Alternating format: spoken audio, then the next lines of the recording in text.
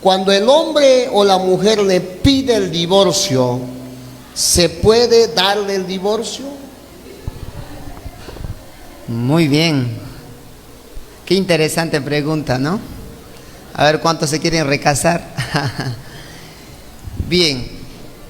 Tendremos que analizar primero el contexto bíblico para responder estas preguntas.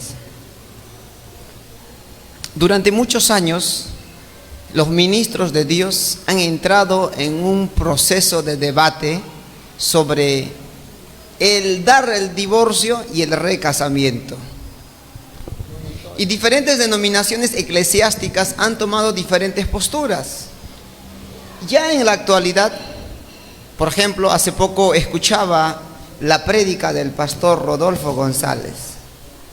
Conocemos todos, ¿verdad? Del Movimiento Misionero Mundial. Él textualmente decía públicamente que ellos han determinado el permitir el recasamiento después de un año. Después de un año de divorcio, el miembro de la iglesia se puede recasar, pero con una condición: ya no puede ejercer el ministerio. ¿Basado en qué? Basado en el texto de 1 Timoteo, que dice que el obispo tiene que ser marido de una sola mujer. También dice la Biblia que el diácono tiene que ser marido de una sola mujer. Entonces, bajo ese contexto, ellos pues toman la decisión de señalar que la persona que se ha divorciado se puede recasar, pero ya no puede asumir cargos de liderazgo que son el ministerio. Y así sucesivamente, cada denominación eclesiástica ha tomado una postura. Entonces hay que un poquito partir desde ahí para hablar de estos temas. Lo otro, la pregunta específica era: si mi esposo o mi esposa me pide el divorcio, ¿yo acepto o sencillamente me rehúso? Me rehúso, ¿no? Entonces, aclaremos dos cosas antes de responder a esta pregunta. Número uno, el matrimonio civil tiene valor delante de Dios, porque la Biblia dice textualmente que Dios puso las autoridades terrenales, las autoridades gubernamentales, las autoridades civiles. Por ende, cuando tú te has acercado a las autoridades civiles para casarte, lo estabas haciendo también delante de Dios. Entonces, el matrimonio civil tiene valor delante de Dios. Asimismo, el matrimonio religioso tiene valor delante de Dios. Y la pregunta es: pastor, ¿cuál tiene más valor? ¿No? Esa es la pregunta. ¿Lo civil o lo religioso? ¿Cuál creen, mis hermanos? ¿Lo religioso o lo civil? Para Dios, desde el primer momento que te casaste en lo civil, ya eres casado. Para Dios ya estás casado. Casadito, casado. Pescadito, pescado. Ya estás casado delante de Dios. Obviamente en el altar recibes la bendición del pastor como ministro. Recibes la bendición de Dios. Los amigos, los familiares son participantes del matrimonio, pero delante de Dios, desde el civil, ya estás casado con toda la formalidad. Ya estás casado delante de Dios. Ah, no, pastor, es que como yo me he casado solamente en lo civil, entonces yo me puedo separar y me caso. Por eso muchos cristianos, no solamente en Perú, también en el mundo entero, con ese pensamiento, ¿qué hacen? Amor, yo me caso contigo, pero en lo civil hay que esperar con paciencia. El religioso tiene que ser pues uno grande, con ministerios, tiene que estar el ministerio Apocalipsis, ¿no? Si no, no es matrimonio. Entonces, ¿qué hacen? Creen que al casarse a civil, ellos se pueden recasar, se pueden divorciar y pueden escoger otra pareja. Pero no es así, mis hermanos. Desde el civil tú estás casado delante de Dios. Ahora bien, esto me tomaría explicar horas. Si nos remontamos a la Biblia, a la cultura judía hebrea, no había pues autoridades civiles que tenemos en la actualidad. de manera específica. No, lo usual, ¿cómo era? Por ejemplo, si nos vamos nos remontamos al tiempo de Abraham, ¿cómo era el matrimonio? ¿Tenían que solicitar a las municipalidades? No, no existían las municipalidades. ¿Cómo era? Los padres de los que se iban a casar entraban en un acuerdo, ¿no? Una vez que se encuentra el acuerdo, llegaba la fecha, y en aquella fecha recibían la bendición, casados. Ahí terminaba todo. Esa acción, esa decisión de unir mi vida con esa persona delante de testigos, determinaba que yo ya estaba casado. Ni siquiera tenías que estar firmando. Ahora, cuando tú vas al civil, ya das esa acción de unir tu vida delante de testigos. ¿Qué dice con Jesús? Cualquier cosa se puede consolidar o se puede disolver, pero delante de testigos. Testigos. Entonces, pastor, si mi esposo o mi esposa cayó en adulterio, me exige el divorcio, ¿puedo aceptar? Si se quiere ir de pasadita ya adultero, tú dale el divorcio, que se vaya. Alguien me preguntó, pastor, ¿por qué Jesús dice en Mateo 5 y en Mateo 19 textualmente esto? Cuando le preguntan sobre el divorcio. Tú puedes dar carta de divorcio por causa de fornicación, fornea. Dice textualmente. Esa palabra fornea tiene significado plural, pecados sexuales. O sea, por causa de pecados sexuales, tú puedes dar carta de divorcio. Ahora bien, ahí me detengo para desglosar esos textos. Yo analizaba durante muchos años este texto. ¿Por qué Jesús dice eso? Ya trabajando en la consejería familiar me doy cuenta de algo. Cuando surge el pecado del adulterio dentro del matrimonio, cuando surge la infidelidad sexual, pocas probabilidades de que ese matrimonio camine bien, se restaure, se encamine como debe ser. ¿Por qué? Porque en la mente y en el corazón de aquella persona queda grabada la infidelidad. Se rompió lo mejor que se tiene en el matrimonio, la confianza. Por ejemplo, mi esposa me está llamando, amor, ¿dónde estás? ¿Dónde estás? Quiero verte en videollamada. No, confía en mí y yo confío en ella. Yo no estoy psicoseado, ¿dónde está mi esposa? Ni mi esposa está psicoseada en mí, ¿dónde estará mi esposo? No. Recuperar esa confianza, sí, por la gracia de Dios, con la unción de Dios, con los consejos, con las terapias que uno puede recibir, puede lograr, mejorar, consolidar, pero jamás será como antes. Entonces Dios en su vasta sabiduría, ¿qué dice? Si hay una ruptura a causa de pecados sexuales, mejor esto que se disuelva. Mejor que esto se termine y que cada uno tome su camino. Porque no es fácil. No es fácil. Ahora bien, este texto también está en debate todavía. En algunas conferencias hasta casi nos hemos agarrado con otros pastores, ¿no? Cada uno con su postura teológica, y se respeta. Pero esos textos, el texto de Mateo 5, Mateo 19, son textos textuales. No necesitas entrar al griego todavía, son textos textuales. Ese es el asunto. No es como los textos de Apocalipsis que tienes que tratar de relacionar con simbolismos y todo lo demás. Son textos textuales dichos por Jesús en contextos de preguntas de divorcio. Entonces, si el hombre y la mujer exige, me quiero separar, de paso ya se ha hecho su familia, tiene hijos, dale. Ahora bien, ¿qué pasa con la persona dañada, afectada? Que su esposo o su esposa se fue e hizo su familia, ¿qué pasa? Tienes dos salidas. El consejo de Pablo, ¿cuál es? Mejor quédate solo. Siempre será el consejo de Pablo, quédate solo. Quédate solo, porque cuando uno se casa, ¿qué dice Pablo? Te divides en dos. Te esfuerzas en agradar a tu Señor y agradar a tu cónyuge, ¿sí o no?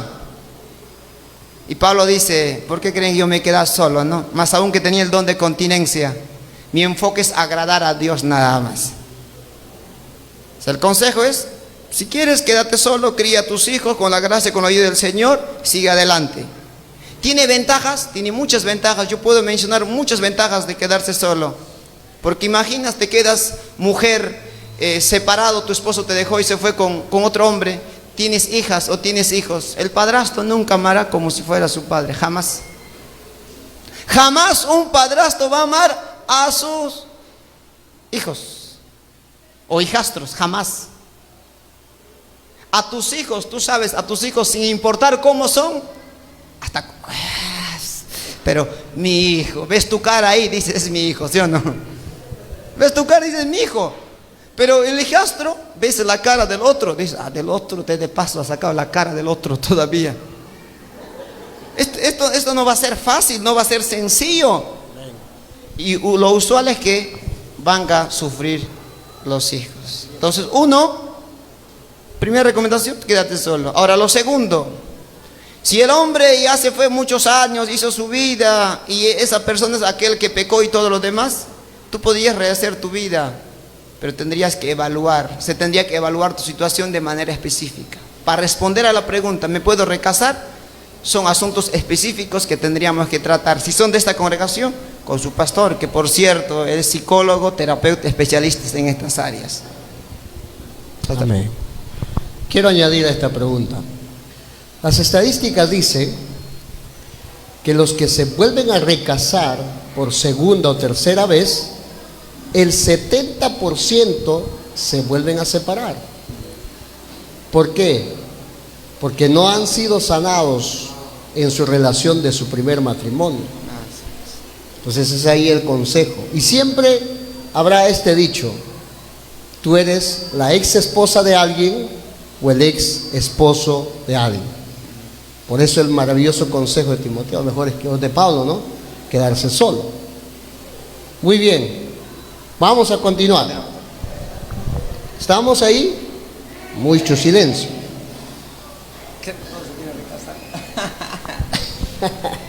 Dice: ¿por qué un cristiano no puede estar con una católica? Buena pregunta. Antes de responder esa pregunta, voy a relacionar con la primera pregunta. El problema del cristiano y no cristiano es lo siguiente: trata de enmendar trapos rotos, vasijas rotas, pero nunca sabe prevenir. O sea, nosotros queremos dar solución cuando hemos metido la pata bien metido. Pero ¿qué hay de la prevención? A la pregunta del pastor: ¿por qué no prevengo? Soy joven, soy soltero. Entonces, guiado por el Espíritu Santo, guiado por principios bíblicos, por principios sólidos, saludables, escojo correctamente. ¿Cuál es el problema de casarse con un católico? El problema está en formas de pensar, en ideales, en conceptos. El católico tiene su forma de pensar, por ende va a tener su forma de hablar y su forma de actuar. El cristiano evangélico tiene su forma de pensar, por ende su forma de hablar y actuar es diferente al católico. Entonces, cuando hay dos formas de pensar totalmente diferentes, jamás va a funcionar. Jamás. Jamás, porque cada uno tiene su propia postura. Cada uno tiene su forma de pensar, hablar, actuar totalmente diferente. Principios diferentes, creencias diferentes, costumbres diferentes, acciones diferentes. Entonces, ¿por qué la Biblia aconseja cásate con otro creyente? Pero ahí no queda el consejo de la Biblia. La Biblia dice textualmente, señalando sobre las relaciones de noviazgo camino al matrimonio: el hecho que sea cristiano tampoco no te garantiza que es la voluntad de Dios, que va a ser la ayuda idónea para ti. No. O el hecho que sea pastor o que predique o sea evangelista tampoco no garantiza que va a ser aquella persona la voluntad de Dios para ti. Por ende necesitamos dos cosas así rápidas. Número uno, estar lleno de Dios, caminar guiados por el Espíritu Santo, para que el Espíritu Santo nos lleve a la verdad, para que nos muestre, nos indique, nos dé la capacidad de discernir si verdaderamente ese hombre te suma o te resta. Porque sin el Espíritu Santo jamás. Porque Él puede entrar a lo más profundo del ser humano, escudriñar y mostrarte. Necesitas del Espíritu Santo, aquel que te lleve a la verdad, a las profundidades de la otra parte, para que te abran los ojos, porque cuando estás enamorado eres ciego, eres ciega, no ves nada. No ves nada y necesitas el Espíritu Santo. Número 2, Dios nos ha dado un cerebro, ¿sí o no? A ver, levante la mano los que tienen su cerebrito. ¿Cuántos tienen su encéfalo? Todos, ¿verdad? ¿Para qué? La mente, la capacidad del intelecto, para razonar, para evaluar, para diagnosticar, para analizar, para ver verdaderamente esa persona me conviene o no me conviene, me suma o me resta. Ay, un hermanito me dijo: pastor, me quiero matar. ¿Qué ha pasado? Es que en una profecía me han dicho, pastor, que era mi idónea. Yo me he casado al 3er mes y ahora, pastor, me he dado cuenta que no es mi idónea. ¿Y no te diste el tiempo para conocer? No, pastor, yo confío en la profecía. ¿Qué dice la Biblia? Examina las profecías. Analiza las profecías. ¿Están acorde a la palabra o no están? Entonces tienes que utilizar esto también para ver, analizar cómo habla, cómo piensa, cómo reacciona, cómo actúa, cuáles son sus sueños, sus proyectos, si finge o no finge. Tú tienes que utilizar también esto, aparte de ser guiado por el Espíritu Santo, para tomar la mejor decisión. Conclusión: ¿con el católico procede? No, son dos formas de pensar totalmente diferentes, por ende nada va a funcionar. Amén. Recuerden el texto que dice el yugo desigual, ¿no? Yugo desigual. También puede haber yugo desigual en la iglesia. Hay, y abunda. Abunda, ¿no? Abunda. Hay que orar bastante entonces, jóvenes. Muy bien. Otra pregunta. Se refiere a su mensaje. Usted habló, dice, sobre amar a tu esposa. Si tú le das toda la atención y eres rechazado, ¿cuál sería tu actitud? Allá. Eres esposo y amas a tu esposa. Mi cielo, mi tesoro, mi bombón, mi tesorito, ¿verdad? Y la mujer te rechaza. Muy bien. Primer consejo. Tu matrimonio está a punto de derrumbarse. ¿Qué tengo que hacer? Ir donde un especialista. Si tienes pastor como el pastor Johnny Macha, que tiene la preparación, ve, necesitas una ayuda de emergencia. Peligro, peligro, peligro, peligro. Ese es un síntoma, estás en peligro. No es normal que cuando tú ames te respondes. Puede haber muchos factores. Puede ser que haya resentimiento. Puede ser también que tú eres especialista dañando con tus palabras, con tu forma de actuar, tus gestos, tus palabras desde el principio. Has triturado literalmente a tu esposa, a tu pareja, y ahora pues quieras amar. No funciona así. Todo es un proceso. Primero se parte desde la sanidad con el perdón. Y muchas veces la sanidad en el corazón del ser humano no se da instantáneamente, toma proceso. Y, es que pastor, yo ayer le pedí perdón de rodillas, pastor, con un ramo de flor de este tamaño, pero tampoco no quiere, pastor. ¿Qué quieres? ¿Que tantos maltratos de meses, de años, quieres curarlo en un día? Deberías tener paciencia y entender su proceso de sanidad. Y también mostrarle con hechos y con evidencias en el tiempo que tú sí verdaderamente estás arrepentido y vas a ser una nueva persona con trato diferente. Y la mujer se va a convencer ya no con tus palabras, sino con tus hechos, que tú verdaderamente te has arrepentido y que tú le amas. Por ende, te va a mostrar sujeción, respeto, honra. Entonces, en conclusión, si tú muestras amor, como dices, y si la mujer te rechaza, ahí hay peligro. Busca ayuda oportuna lo más rápido que puedas. Pastor, a ver, algo específico, indícame. No puedo, porque cada relación es único y diferente. Por eso decía, para el recasamiento se tendría que evaluar los contextos, pero el consejo de Pablo es: quédate solo y continúa para adelante. Tendríamos que evaluar, ver muchas cosas de manera específica, si es dable o no es dable. Pero decir como el pastor Rodolfo González, quizá públicamente, después de un año cásate, sería ser imprudente. No seríamos prudentes, sabios, al indicar de manera pública estos aspectos. Amén. Y quiero añadir también a esto. A veces cuando la pareja está muy ofuscado, muy dañado, es bien difícil sanar. Tiene que haber un tratamiento del Espíritu Santo y por supuesto los mentores, los pastores que van a ayudar muchísimo. Tengo aquí un testimonio en la iglesia. No sé si está por ahí nuestra hermana Jessica Espinosa. ¿Está por ahí? Mi hermana Jessica Espinosa. Ella es servidora ahora aquí en la iglesia. Y a la verdad su testimonio me llena mucho porque ha pasado en su propia vida. Ella estaba a punto de tirar la toalla. Cada vez que venía me decía: pastor, ya no puedo más. Ya no puedo más. Y yo le decía: sigue, hay que seguir peleando, tenga paciencia, Dios te va a ayudar.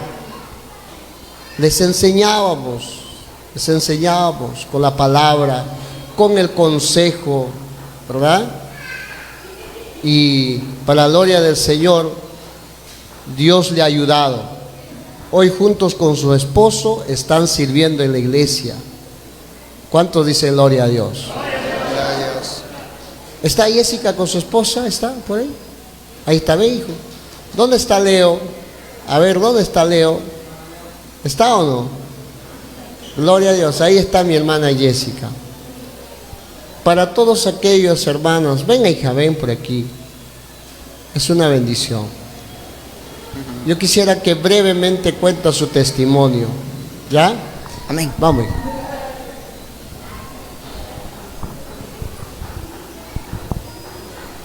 Gloria a Dios. Muy buenas noches, mis hermanos. Dios me los bendiga. Les saludo en el nombre de nuestro Señor Jesucristo. Amén. Gloria a Dios. De verdad, estoy muy agradecido con Dios, mis hermanos, porque Dios obró en mi vida. Amén. Dios me obró porque cuando llegó a mi vida, cuando conocí a Dios, cuando tuve un encuentro con el Señor, pues yo vivía en un hogar muy difícil, mis hermanos. Un hogar lleno de violencia, un hogar que no había pues ese respeto, ese amor sincero. Pero como dicen mi pastor Johnny, fueron días muy difíciles, pero siempre ahí estuvo mi pastor ayudándome, aconsejándome, orando, y Dios obró en la vida, tocó la vida de mi esposo. Después de 5 años de clamar al Señor, hoy mi esposo está aquí conmigo sirviendo al Señor para la gloria y honra de nuestro Padre Celestial. Y Dios cambia, mis hermanos, Dios toca el corazón. Mi esposo tomaba y había muchas cosas, mis hermanos. El testimonio es muy largo, pero para la gloria y honra de mi Padre, le estoy muy agradecido y sé que Dios va a seguir obrando. Amén. Y sé que tal vez usted, mujer, varón, está pasando tal vez momentos difíciles también en su hogar, o tal vez el esposo todavía es inconverso, la esposa. Agárrase de Dios, sea valiente y sea una valiente para poder seguir adelante y no soltarse de la mano de Dios. La perseverancia, mis hermanos, eso va a ser bastante. Cuando tú tal vez en ese momento donde que tú dices: ya no doy más, me rindo, el evangelio no va a hacer nada, o Dios no va a hacer nada, mejor me regreso a donde estaba. En ese momento, cuando tal vez el enemigo venga con esas palabras a la mente, tú siga para adelante, agárrate de la palabra de Dios y siga clamando al Señor, porque a su tiempo Dios va a glorificarse en su vida. Amén. Dios me los bendiga, mis hermanos. Vamos, fuerte aplausos a Cristo.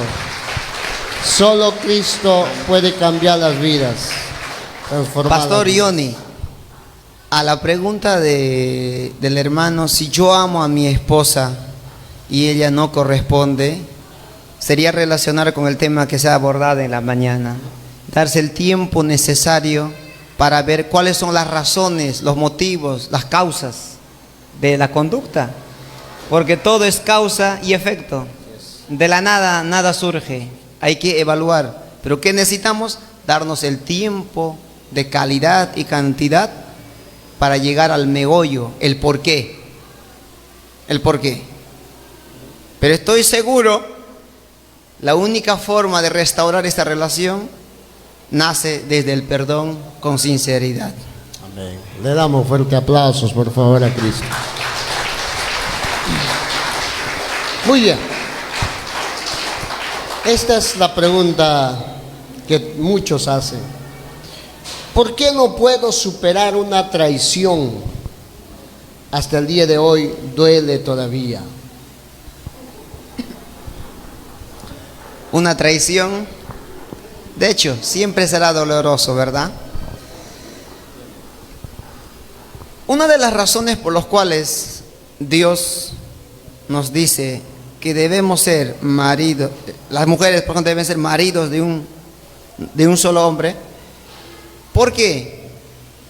Porque una de las áreas que es sumamente flexible, muy frágil, es el área de las emociones y los sentimientos.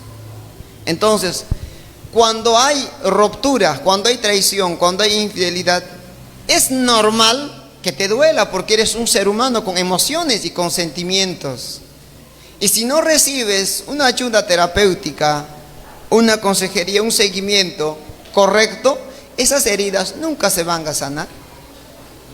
¿Por qué? Porque en la consejería, en las terapias, lo primero que te va a decir el consejero es perdonar. Ahí quiero llegar. ¿Por qué no puedo superar una traición? Me duele. Pese que ya se fue, está casado, tiene su familia, yo lo odio, oro para que Dios le mande un rayo, ¿no? Como me dijo una hermana. Ojalá que le pise el carro, dice. Porque le duele. ¿Por qué? La respuesta es sencilla. No logras perdonar correctamente todavía hasta la actualidad. Un joven me preguntó, pastor, sería bueno que me duela nada más, no lo puedo superar. O sea, pienso en ella, mis sentimientos están ligados a ella, pero ¿por qué? La respuesta está en el perdón. Si tú quieres romper todo con la otra parte, nace con el perdón. El día que tú dices, Señor, yo perdono a ese hombre o a esa mujer con todo mi corazón, no solamente perdono, lo bendigo, oro, le deseo lo mejor a esa persona, ahí comienza la ruptura, te sueltas. Mientras que tú no perdonas, así vas a llegar a la tumba con esa persona, así. Hasta enamorado todavía. Ya tienes 5 hijos, cuando lo ves te derrites. De paso, resentido y con odio. ¿Cuándo se da la ruptura? Cuando verdaderamente tú dices, lo perdono, bendigo, oro por esa persona, le deseo lo mejor. Señor, de pasadita me doy el tiempo para clamar por él o para clamar por ella. Tomas esa acción, rompiste esa cadena de atadura. Pero pastor, yo hice eso, pero días después, semanas después, otra vez surgió el sentimiento. Segundo consejo, el perdón para consolidar es necesario repetir. Cuando surge ese sentimiento, Señor, otra vez Padre, yo lo perdono, yo lo bendigo, le deseo lo mejor. Satanás mentiroso, yo ya no voy a guardar odio, resentimiento, amargura a esa persona. Yo ya lo he perdonado, yo le he bendecido, le deseo lo mejor, todos los éxitos.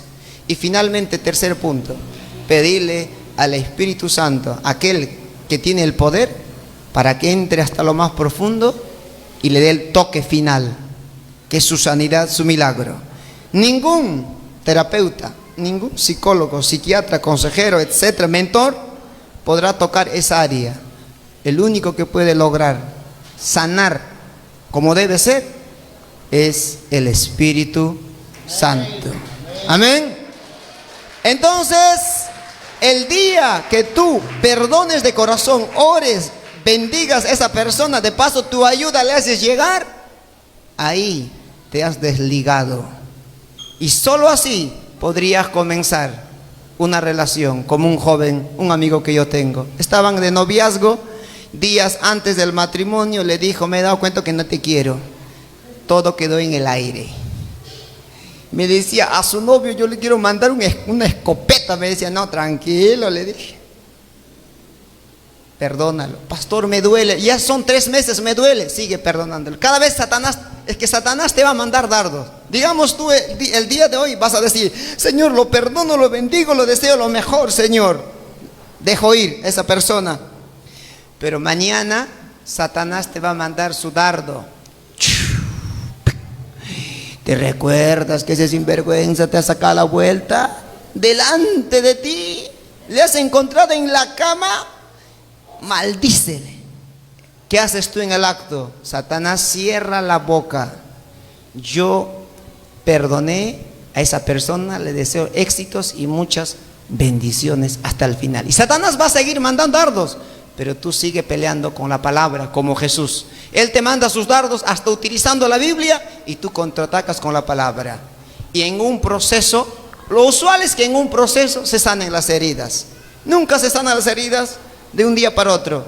De hecho, Dios hace milagros, suele pasar, pero no es siempre, no es frecuente. La sanidad, lo usual es un proceso. Muy bien. Esta pregunta creo es muy importante.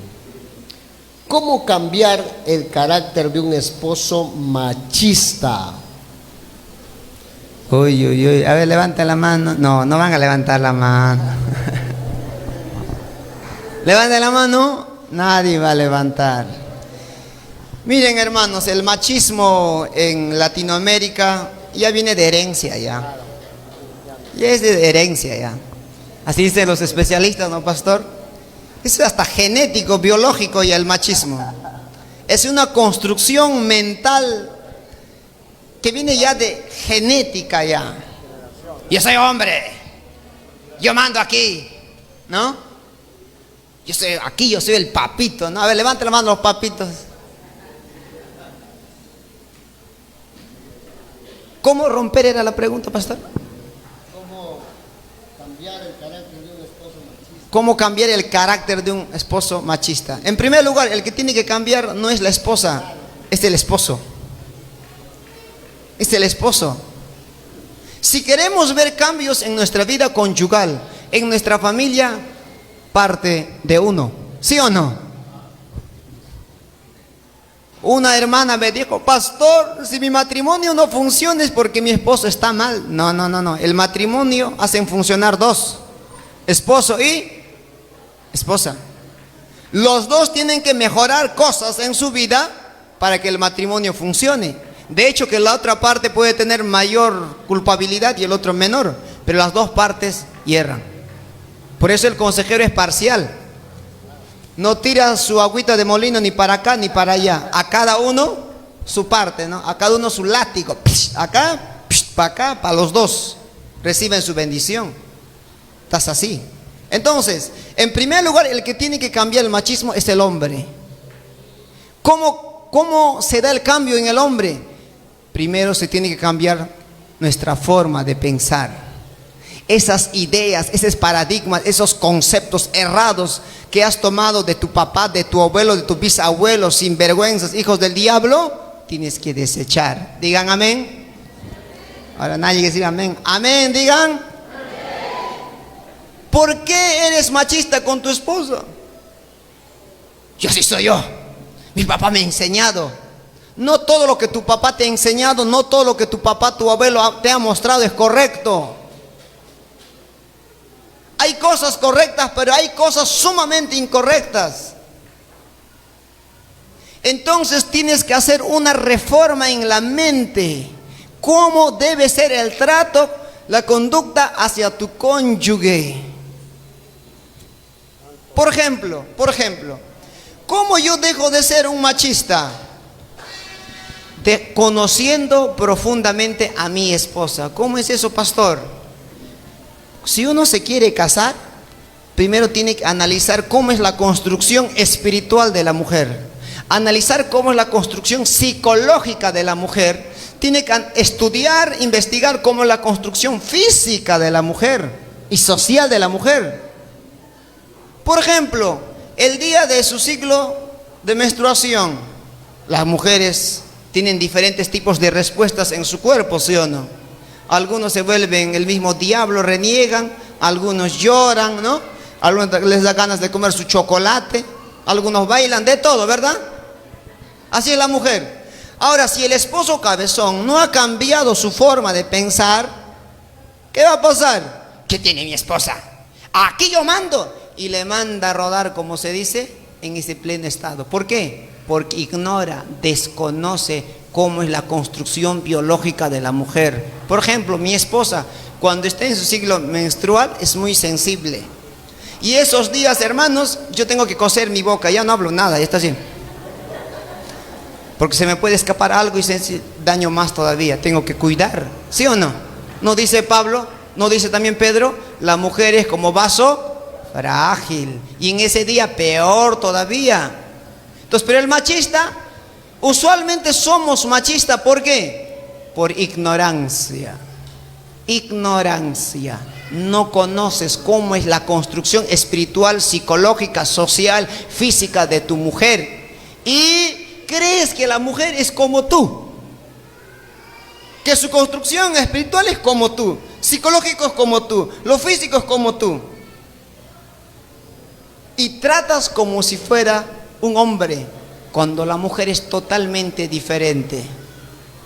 Totalmente diferente. Por ejemplo, yo me he dado cuenta algo en esto.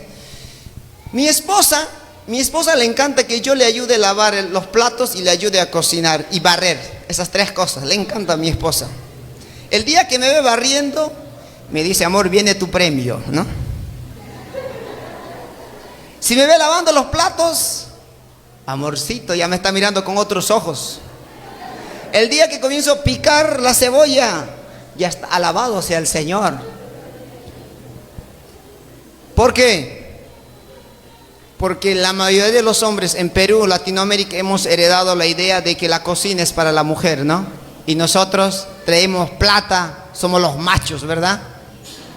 Nada más. Y te sientas a comer y lo único que crees es la barriga que otra cosa, ¿verdad?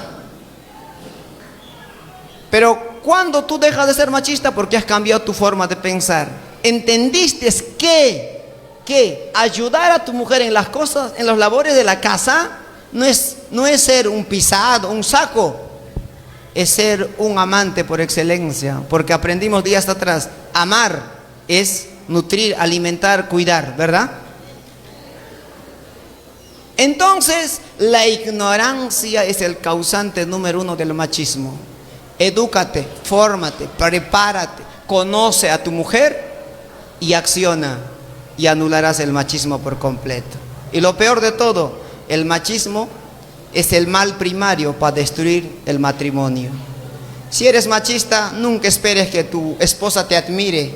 Y lo peor de todo, ¿saben cuál es, hermano? Si has perdido la admiración de tu esposa, eres un pobre fracasado, o como decía un pastor, eres un pobre diablo más.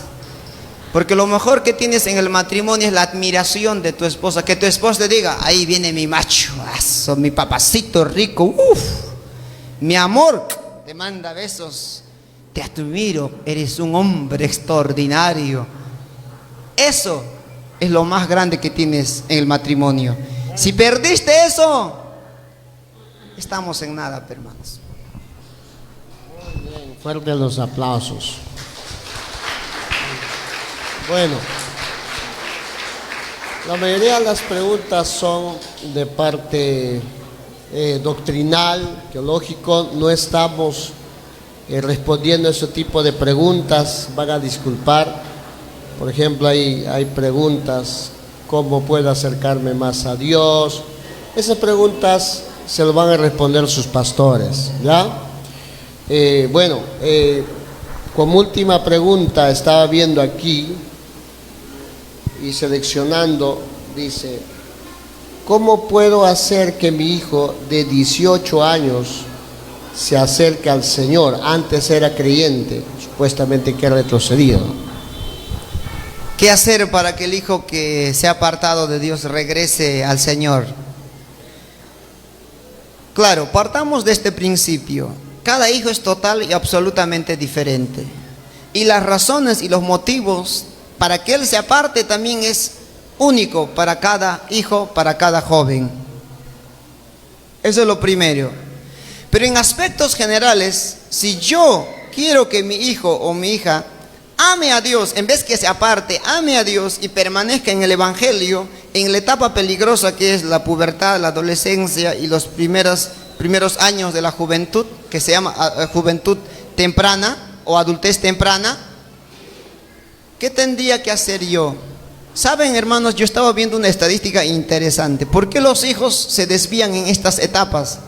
Se desvían de manera muy fea, creyentes y no creyentes.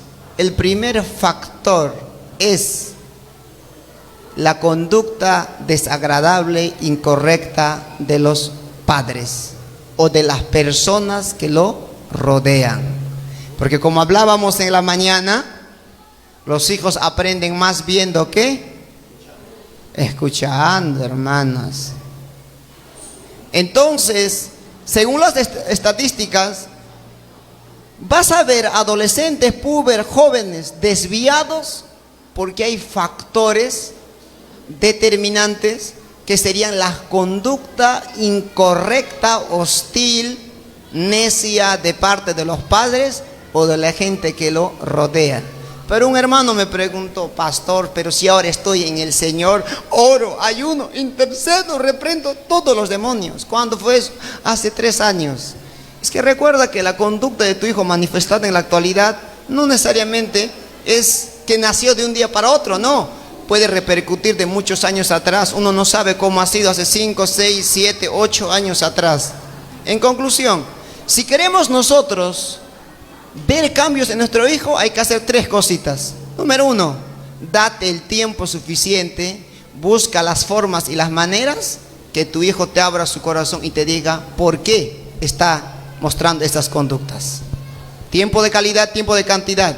Número 2, busca estrategias, metodologías, formas, que Dios te dé sabiduría, gracia, conocimiento, inteligencia, para que encuentres la forma como Él va a soltar eso. Y finalmente 3, esto es determinante: ora, porque yo soy resultado de una oración. Un joven rebelde que no quería escuchar nada, no quería saber nada de Dios, el poder de la oración puede mucho. Pero a eso hay que acompañar estrategias, formas de que Él te abra su corazón y darte el tiempo suficiente para descubrir la raíz del problema. Una vez que llegues a la raíz del problema, des solución a ese problema, Dios va a hacer cosas extraordinarias.